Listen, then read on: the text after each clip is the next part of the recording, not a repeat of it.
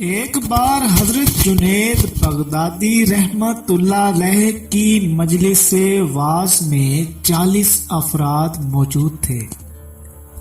آپ رحمت اللہ علیہ کے بیان کی اثر انگیزی جب اپنی انتہا کو پہنچی تو حاضرین میں سے 22 افراد بے ہوش ہو گئے۔ باقی افراد خاموش بیٹھے رہے، مگر آتش معرفت سے ان کے سینے جلنے لگے۔ پھر یہی جلتا ہوا غبار ان کی آنکھوں سے آنسو بن کر بہنے لگا۔ بے ہوش افراد میں سے کئی صاحبان دل کی یہ حالت ہو گئی کہ وہ اپنی جانوں سے گزر گئے۔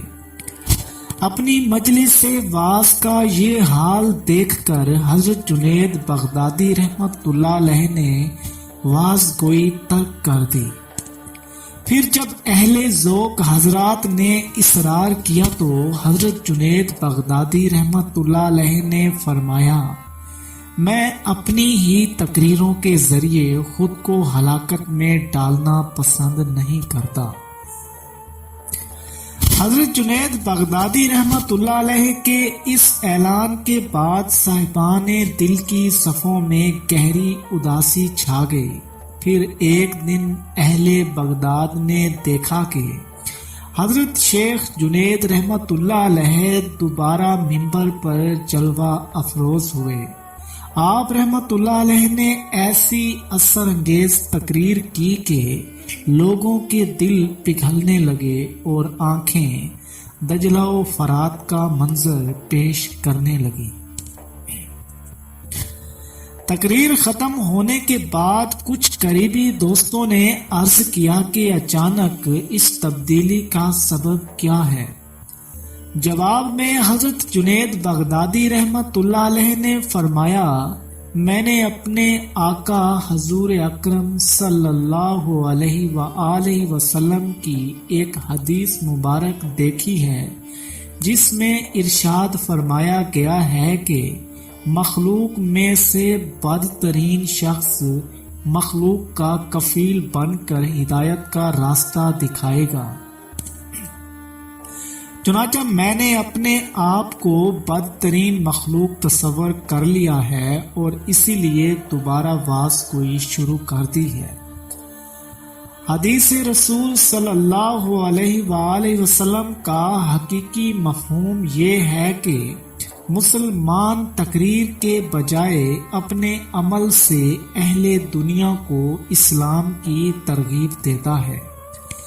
حضرت جنید بغدادی رحمت اللہ علیہ کا خود کو بدترین مخلوق قرار دینا عاجزی و انکساری کی دلیل ہے اور اسی کا نام نفس کشی ہے۔ حضرت شیخ روم رحمت اللہ علیہ حضرت جنید بغدادی رحمت اللہ علیہ کے گہرے دوست تھے۔ ایک بار شیخ روم رحمت اللہ علیہ کہیں جا رہے تھے کہ انہیں ایک بڑھیا ملی۔ ضعیف خاتون نے شیخ روم رحمت اللہ علیہ کو روک کر کہا، تم سے ایک ضروری کام ہے، اگر تم اسے تکمیل تک پہنچا سکو تو بیان کرو۔ حضرت شیخ روم رحمت اللہ علیہ نے فرمایا، وعدہ کر لیا۔ پھر اس ضعیف خاتون نے کہا، اگر تم شیخ جنید رحمت اللہ علیہ کی مجلس میں جاؤ تو ان سے کہنا کہ تمہیں عوام کے سامنے ذکر الہی کرتے ہوئے شرم نہیں آتی۔ جب شیخ روم رحمت اللہ علیہ نے بوڑھی عورت کے یہ الفاظ دہرائے تو حضرت جنید بغدادی رحمت اللہ علیہ نے فرمایا، میں عوام کے سامنے حق تعالیٰ کا ذکر اس لیے کرتا ہوں کہ دنیا میں کسی سے بھی اس کے ذکر کا حق ادا نہیں ہو سکتا۔ ایک بار حضرت جنید بغدادی رحمت اللہ علیہ واعظ فرما رہے تھے، پھر جب آپ رحمت اللہ علیہ کی تقریر ختم ہو گئی تو ایک شخص اپنی نشست پر کھڑے ہو کر عرض کرنے لگا، شیخ آپ کی باتیں میرے فہم و ادراک سے بالا تر ہیں، جواب میں حضرت جنید بغدادی رحمت اللہ علیہ نے فرمایا، اپنی 70 سال کی عبادت قدموں کے نیچے رکھ کر سرنگوں ہو جا، پھر اگر میری باتیں تیری سمجھ میں نہ آئیں تو یقیناً میرا ہی قصور ہوگا۔ ایک بار کسی شخص نے آپ رحمت اللہ علیہ کے وعظ کی تعریف کرتے ہوئے کہا، شیخ آپ کی تقریر بے مثال ہے۔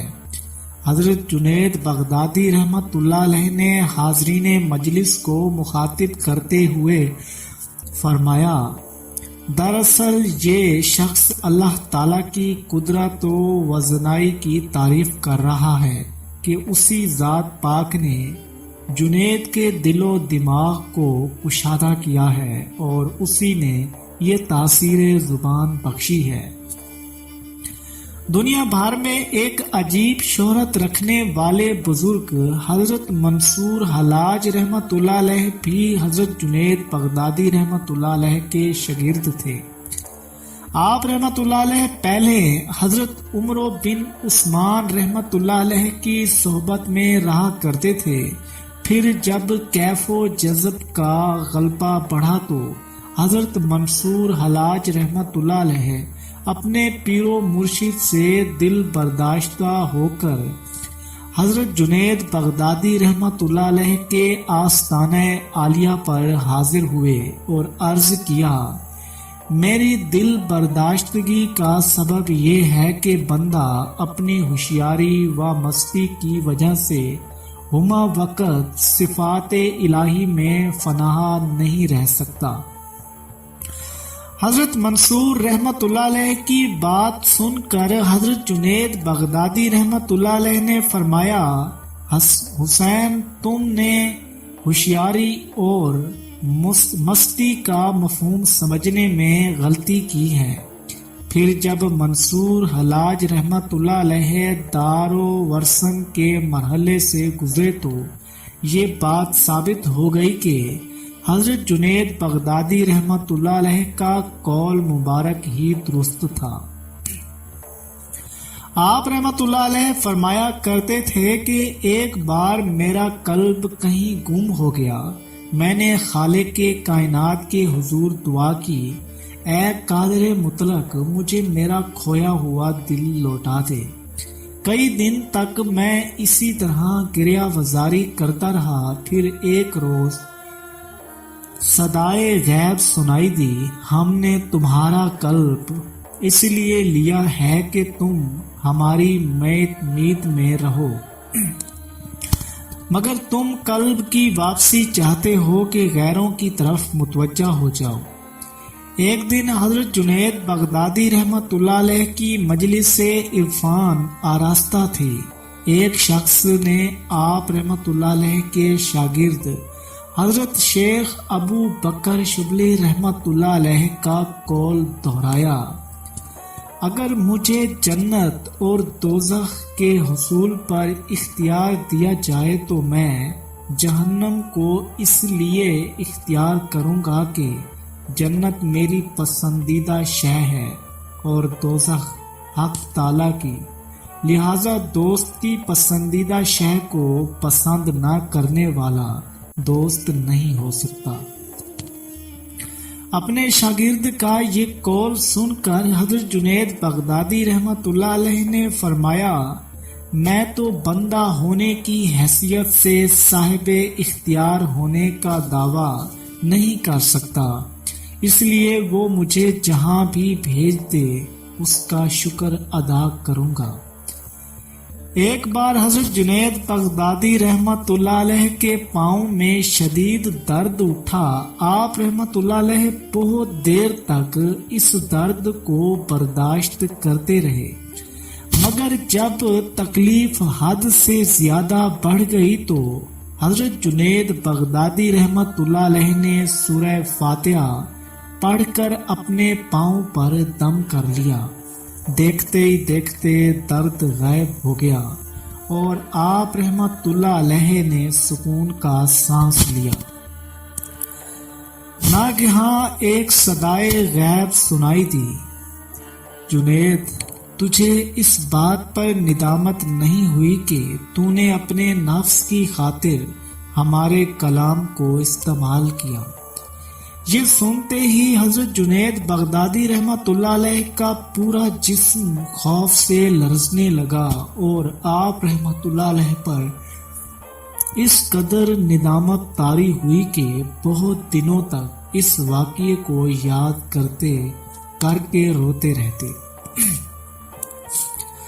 حضرت جنید بغدادی رحمت اللہ علیہ سنت نبوی صلی اللہ علیہ وآلہ وسلم پر عمل کرتے ہوئے رات کے ایک حصے میں سویا کرتے تھے۔ بعض بزرگ شب بیداری کو صوفیاء کی معراج سمجھتے تھے۔ اسی خیال کے پیش نظر اس زمانے کے مشہور بزرگ حضرت سہل تستری رحمت اللہ علیہ نے حضرت جنید بغدادی رحمت اللہ علیہ کو ایک خط لکھا جس میں تحریر تھا: خواب غفلت سے بچو، اس لیے کہ سونے والا اپنا مقصد حاصل نہیں کر سکتا۔ جیسا کہ باری تعالیٰ نے حضرت داؤد علیہ السلام کو وحی کے ذریعے آگاہ کرتے ہوئے فرمایا تھا: جو ہماری محبت کا دعوے دار ہو کر راتوں کو سوتا ہے وہ جھوٹا ہے۔ حضرت سہل تستری رحمت اللہ علیہ کے اس خط کے جواب میں حضرت جنید بغدادی رحمت اللہ علیہ نے تحریر فرمایا: میرے عزیز بھائی، یہ حکم خاص انبیاء کرام علیہ السلام کے لیے تو ہو سکتا ہے، مگر ایک بات یاد رکھو کہ اللہ تعالیٰ کی راہ میں بیدار رہنا ہمارا ذاتی فعل ہے۔ اس کے برعکس ہمارے سونے کا تعلق اللہ کے فعل سے ہے، اور اللہ کا فعل انسانوں کے فعل سے بدرجہ بہتر ہے۔ جیسا کہ اس کائنات کے پیدا کرنے والے نے اپنے کلام مقدس میں فرمایا ہے: نیند ایک بخشش ہے اللہ کی جانب سے اپنے دوستوں پر۔ ان ہی حضرت سہل تستری رحمت اللہ علیہ سے کسی شخص نے پوچھا: آپ کے نزدیک حضرت جنید بغدادی رحمت اللہ علیہ کا عارفانہ مقام کیا ہے؟ تذکرۃ الاولیاء میں حضرت شیخ فرید الدین عطار رحمت اللہ علیہ کی روایات کے مطابق حضرت سہل تستری رحمت اللہ علیہ نے فرمایا: صوفیاء میں جنید کا مرتبہ سب سے عرفہ و اعلیٰ ہے۔ وہ آدم علیہ السلام کی طرح عبادت تو کرتے تھے مگر راہ طریقت کی مشقت برداشت نہیں کر سکتے تھے۔ یہ روایت نقل کرتے ہوئے حضرت شیخ فرید الدین عطار رحمت اللہ علیہ فرماتے ہیں کہ حضرت سہیل تستری رحمت اللہ علیہ کا یہ قول ایک ایسا راز ہے جو ہماری فہم سے بالا تر ہے۔ ہم بھی حضرت سہیل تستری رحمت اللہ علیہ کے اس قول پر کوئی تبصرہ نہیں کر سکتے کہ خدا جانے ان کے نزدیک مشقت کا کیا مفہوم تھا، اور جہاں تک حضرت جنید بغدادی رحمت اللہ علیہ کی مشقت کا سوال ہے تو ایک دن کسی شخص نے آپ رحمت اللہ علیہ سے سوال کیا: شیخ، آپ کو یہ بلند درجات کس طرح حاصل ہوئے؟ جواب میں حضرت جنید بغدادی رحمت اللہ علیہ نے فرمایا: میں 40 سال تک اپنے پیر و مرشد کے دروازے پر کھڑا رہا ہوں، تب کہیں جا کر اس چشم کرم نے مجھے سرفراز کیا۔ ایک دن برسر مجلس حضرت جنید بغدادی رحمت اللہ علیہ نے فرمایا: مومنین ذات واحد کی طرح ہیں۔ مسلمانوں کے گناہ دیکھ کر مجھے اس لیے اذیت پہنچتی ہے کہ میں لوگوں کو اپنے ہی عزات تصور کرتا ہوں۔ اسی وجہ سے حضور اکرم صلی اللہ علیہ وآلہ وسلم فرماتے تھے: جتنی اذیت مجھے پہنچی ہے اتنی اذیت کسی دوسرے نبی یا رسول کو نہیں پہنچی۔ اس کے بعد حضرت جنید بغدادی رحمت اللہ علیہ نے فرمایا، میں ایک عرصہ دراز تک ان معصیت کاروں کی حالت زار پر نوح خواں رہا، لیکن اب مجھے نہ اپنی خبر ہے نہ زمین و آسمان کی۔ اپنے دکھ میں تو ہر آنکھ نم ہوتی ہے، مگر دوسرے کے غم میں آنسو بہانا دنیا کی سب سے بڑی مشقت اور سب سے مشکل کام ہے۔ تمام انبیاء کرام میں سرور کونین صلی اللہ علیہ وآلہ وسلم کی یہ خاص شان کریمانہ تھی کہ آپ اپنی امت کے غم میں ہر وقت بے قرار و مضطرب رہتے تھے۔ اسی لیے جو صوفی اپنے سینے میں سرکار دو عالم صلی اللہ علیہ وآلہ وسلم کی امت کا درد رکھتا ہے اور اس درد کی خلش سے ہر وقت بے چین رہتا ہے، وہی سب سے بڑا جان باز ہے، اور اس میں کوئی شک نہیں کہ حضرت جنید بغدادی رحمت اللہ علیہ اسلام کے جان بازوں میں نمایاں حیثیت رکھتے ہیں۔ حضرت جنید بغدادی رحمت اللہ علیہ اپنی مناجات یعنی دعاؤں کا آغاز اس طرح کیا کرتے تھے، اے اللہ روز محشر مجھے اندھا کر کے اٹھانا کہ جس سے تیرا دیدار نصیب نہ ہو اس کا نابینا رہنا ہی بہتر ہے۔ آپ رحمت اللہ علیہ کے اس قول مبارک میں بڑی گہرائی ہے۔ ایک طرف اپنے گناہوں کا اعتراف بھی ہے اور دوسری طرف عشق خداوندی کی سرشاری بھی۔ حضرت جنید بغدادی رحمت اللہ علیہ فرمایا کرتے تھے، جب میں اس حقیقت سے آگاہ ہوا کہ کلام وہ ہے جو دل سے ہو تو میں